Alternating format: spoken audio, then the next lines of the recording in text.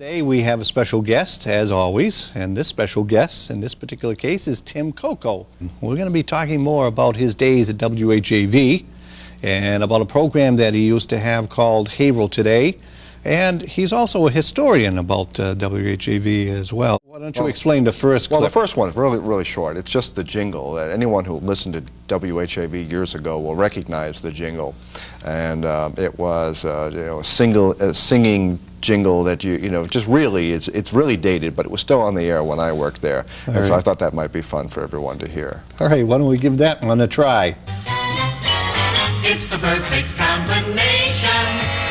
Easy listening and you and WHAV.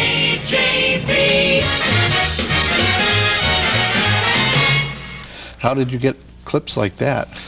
All these things were on reel-to-reel tapes, and there's a few that we'll hear later on that were on transcription discs. And transcription discs are really records, but they cut them themselves. They call them a lathe. And so all of these things, many of them I simply copied when I was at the station. Some of them I found in the trash and retrieved them. Wow. And so, I don't think anyone else has a collection quite like this. Everyone talks about Tom Bergeron. He's sort of he's really the one that everyone thinks of when they think about WHAV, and he went on to, Hollywood Squares and America's Funniest Home Videos. But I thought our listeners, our viewers, would like to hear Tom doing a Gerson's Furniture ad. That sounds I thought good. you might find that to be helpful. It's time now for the latest local and New England news, brought to you by the Gerson Furniture Company, located at 181 Washington Street in County Bridge Square. The most modern furniture store in the city, with 5 floors of fine furniture. Enjoy free parking while you shop. Use the free parking facilities right next to the store door. And now, time for the news. And I thought maybe for a final clip, your viewers would be interested in hearing Ed Johnson do a commercial for, again, another institution that's no longer with us, Bay State National Bank. And you can actually hear him cueing his own sound during this tape. So I thought they might want to hear this one.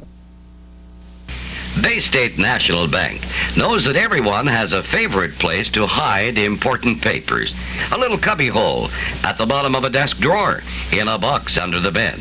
But what if something should happen, such as a fire or robbery? How safe are your papers then? Relax. The answer is a Bay State National Bank safe deposit box. A safe deposit box will protect all your important documents, such as your mortgage, your will, insurance papers, warranties, and forms regarding your car. They are completely protected against fire, theft, or water damage. It's easy to rent a safe deposit box. Just call Bay State National Bank at 681-8000. So a little nostalgia, and that gives you a sense of the fun old days. Remember that number? Okay. It's always there. So Haverhill effectively built a 1930 studio in 1947. Which was a really neat place. And even one of the rooms where Bill Pike used to do a show, for example, had the linoleum countertops, not a Formica or something, and the old 16-inch transcription tables, big records. So it worked out pretty well that it was still intact. And so this was just fit very well with my old-time radio type hobby.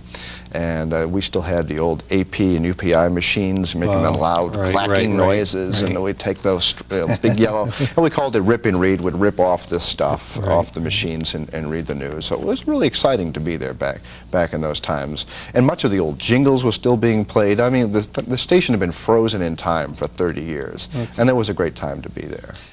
I've always had an interest in communications and the media, and my very first job was working at WHAV on Howe Street back in 1978. This is something I had negotiated, and some would say pressured the high school to let me do this internship that they didn't already have set up, but we did it. And then immediately upon graduation, it actually became a full-time job. And I worked in the news department, and some other well-known local people like Tom Bergeron was spinning the records in the morning, and I would be doing the news. And I worked with some really great people like Ed Johnson, another Haverhillite, Ralph Hall, who was on the news for many years, and I covered city council and the school committee, and carried the microphones around and so on. I have a great interest in early radio. And WHAV, the original building, was built by the Haverhill Gazette. And what's interesting, it was built right after World War II, when there had been a construction freeze and a permitting freeze all during the war. So when the building was actually constructed, it actually looked more like a 1930s building than a 1940s, because for most of the decade, things had been frozen. So the original WHAV building is a very interesting kind of Art Deco. It was actually designed by an architect named, I think, Clint Goodwin. And I spoke with him, maybe 20 years ago. He was probably 90 then. And he told me he had never built a radio station before. And when the Gazette hired him to design one, he didn't want to own up to the fact that he'd never done one. So he toured other stations. And like WEEI, he mentioned specifically in Boston. So this station reflects the era of the stations he was reviewing. So it makes it a very interesting building. Back in 2002, the call letters WHAV ceased to exist. There had been a reorganization among the radio stations. Actually, if you recall, WHAV broke away from WHAV FM about 1995. WHAV, the original WHAV FM became WLYT and then later WXRV, what it is today.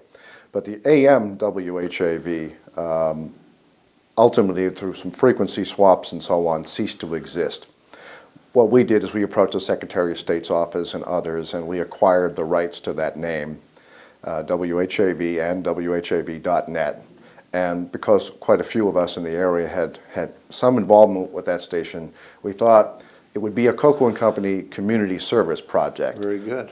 Let's get some local people back on. Let's create a new voice for the community.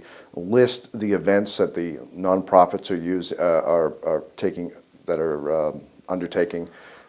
We've done all of those things, and it just took on a life of its own. We're in one of the studios here, and you're going to explain some of the old and the new. Well, old and new comes together in the studio. This was an original recording back before the days of tape, and this is a metal disc with a very thin vinyl coat on it, and they actually cut these with what they called a lathe, kind of a turntable, and they would cut these tracks. Now, this particular one is when the FM station that we discussed earlier, the original WHAV FM, went on the air, and they cut these tracks to play at the transmitter site so that they could test their transmitter. Do you have a date on that or anything? About 1959. Okay. And what I can do is show you, now, this has been taken off a turntable and put onto a digital file, and I can introduce your listeners to an announcement that hasn't been heard since WHAV FM tested its 20,000 watt transmitter in 1959.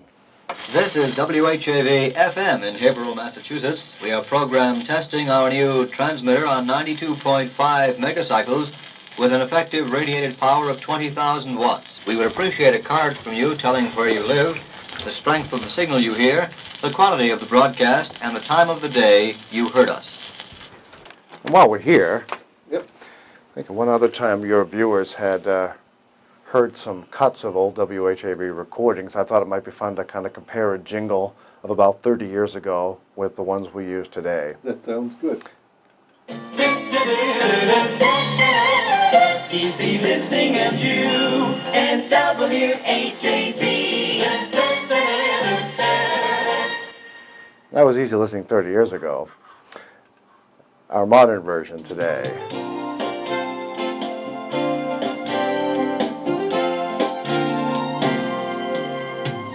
It's a perfect way to make your day. WHAV.net. That's great.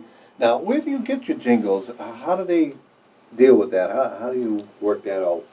We used the top jingle producer probably in the world, Jam Productions of Dallas, Texas. And they produce an entire jingle package for us. We work with them to work with the lyrics that represent the format, soft rock with less talk, and then they work to make sure that their singers could sing it and that it all worked together, and we created 20 tracks or so of jingles. Oh, son of a gun. So we wanted to have the really top quality. You know, internet, like maybe the early days of radio, has been a plaything. Yeah. And as NBC said when it went into the radio business, it's time to make it an instrument of service. Well, that was great, Tim.